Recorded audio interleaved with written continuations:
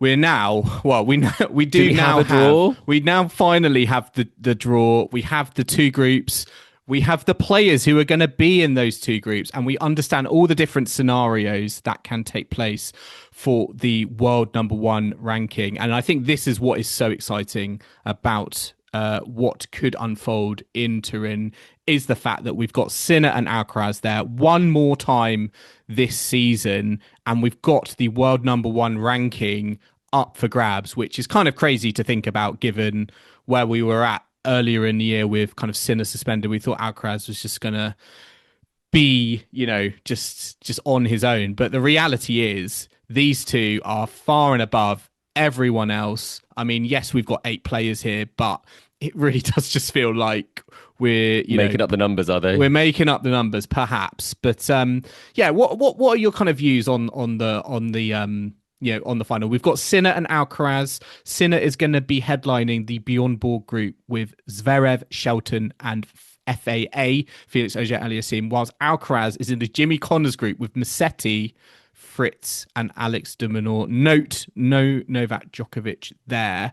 So yeah, Chris, what are you thinking about kind of Sincaraz, the groups that they've been given? Do they favour anyone? Does it even matter given the form they're in? I mean, I guess the last time we saw Alcaraz, it wasn't particularly great against Cam Norrie. Whereas for Jannik Sinner, I mean, I don't think he can, be on as better form as he is currently. Yeah, I think it's going to be interesting. I think it's not so much the ATP Tour Finals for me, it's the race for number one. I think that's where I'm watching, that's what I'm paying attention to. And the Alcaraz and Sinner matches are the most interesting thing that's going to be happening at the ATP Finals. I mean, normally it is, but particularly in this scenario, because that's really what they're playing for. Probably the number one thing they're playing for isn't to come away with the trophy, it is to come away with the number one ranking, because that is one of those stats that goes down in history and is hugely significant. I think in terms of the lineup, I do think it's a pretty weak year. I've got to be honest. Zverev really struggling for form. Shelton, he won a Masters when no one was there. Felix, snuck in. He's playing some good tennis, so I'm quite pleased he's there.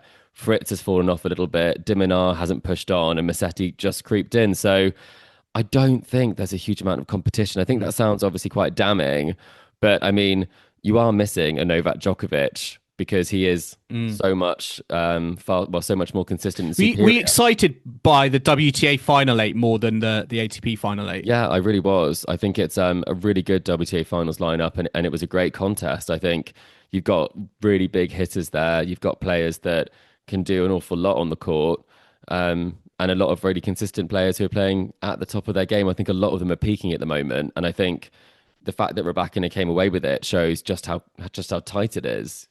So I love that event from a tennis perspective. And then, you've got two players who split the slams. It's obviously going to be a little bit less exciting than, four players Yeah. who've, all got a slam, anyone's to win.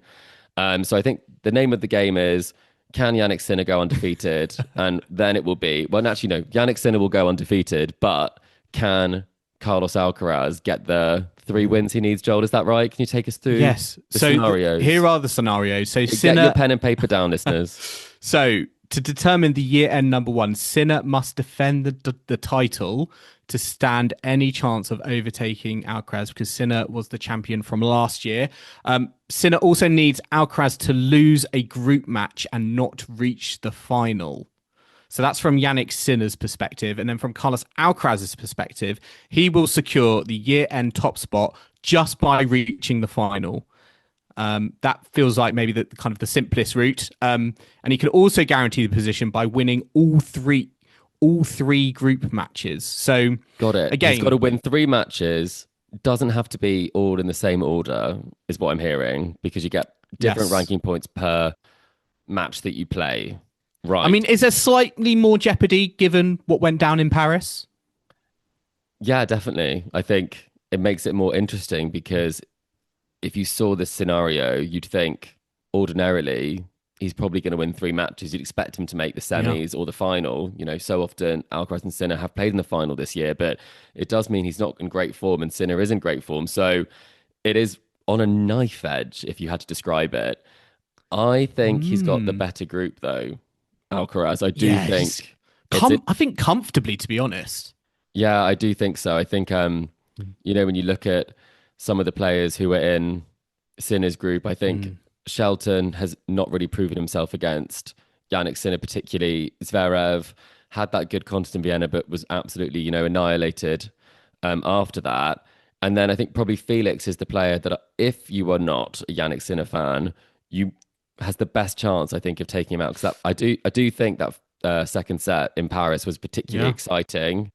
And I think if you're a Sinner fan not wanting Alcaraz to get 3 wins, I mean, who do you think in that group stage is most likely to? Is it Taylor Fritz based on beating him at the Laver Cup? But I I don't think just it's Minaur or Musetti, to be no, honest. I can't. I just can't see it. Maybe a peaking Taylor Fritz, but I mean Taylor Fritz, I don't think's been in great form like recently. So I think for me the worry is, or the potential for cat amongst the pigeons is in the Sinner group, because as you said, FAA played really well against Sinner in Paris. I know Zverev lost to Sinner very comfortably on that run in Paris, but also had a great matchup against him in Vienna. So I guess for all the fans and maybe the organisers, the worry is someone could defeat Sinner in the group, and we're going to get Sinner Alcaraz in a semi-final and not final. But Ooh, I hadn't yeah, even thought about that. That's actually. I think that's a possibility. I think that could be a possibility just because Oh, of this is a you've really thought this through. So that would mean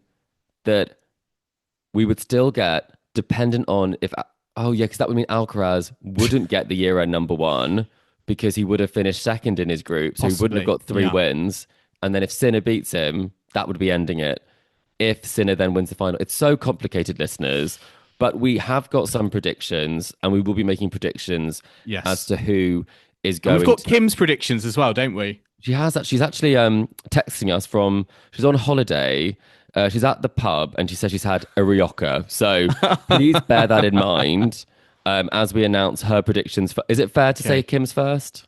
Go on, Should we Joel. do? Should we do? I'm going to let you do the honors of revealing Kim's predictions, but we have given our predictions for the who we think the year end world number one is, and who we think the champion is going to be in Turin. So I'm gonna hand it over to you, Chris, first to reveal Kim's predictions. Okay, these are coming in live from a pub in Staffordshire, fueled on the rioja. Okay, I can tell that because she says Zverev is winning. So maybe it's more than one rioja. Okay. Sinner is the runner-up. And she believes that Alcaraz will be the year-end number one. So at least she's done a scenario that could happen, because if Sinner's the runner-up, he's not getting year-end number one. But if she said Sinner is winning and not getting number one, then there'd be some question marks about, we'd have to follow up. But I'm not necessarily thinking, Joel, you're going to go for the same result.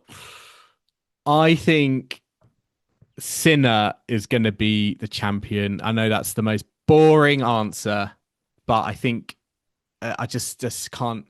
I just can't see. Well, given what went down in Paris, yeah, maybe only Felix and maybe Zverev. But I'm going to stick with Sinner as my champion. And I mean, based on the groups, I can see Carlos being the world number one. I just thought maybe it'll be a little bit trickier than it is, but just kind of looking at it, the fact that Djokovic has dropped out as well. I think Alcaraz is going to be the world number one, which is sort of backtracking on what I was saying, I think, Completely in an earlier episode. U-turning, Yes. Joel. But I mean, I didn't realize how easy it was for Alcaraz. I just think there's no way I think he's going to be losing a match he should not be losing a match in his group. wow. I mean, that is a big statement. I mean, I'm going to go for Sinner winning as well. I think he will. I mean, it's tough to say whether he'll face Alcaraz in the final or not, but I do love it when two people from the same group end up in the final. I think it's quite fun. So maybe I'll go for Felix because he is great indoors. Sinner Felix final, they'll play each other twice and maybe they'll get different results in both. But no, I do think actually Sinner's probably going to win all of his matches, but I do think, as you say, Alcaraz is going to get three. Not sure how he's going to get the three, but I do think that's going to happen. So are we all in agreement? For the first time in Tennis Weekly history, we all are in agreement with something, that Carlos Alcaraz will be the Yes. year-end number one, but that Jannik Sinner might win the ATP Finals. Well, Kim thinks Zverev is winning. Oh, Zverev, yeah. But we're not sure how many Kim's- we don't know. We don't know if The we Rioja can take count. that. The credibility test there, I think, still needs to be. It still needs to be passed. We'll check in with her in the we'll morning. check in. Yeah. Yes, we will check in with her, and we will let you listeners know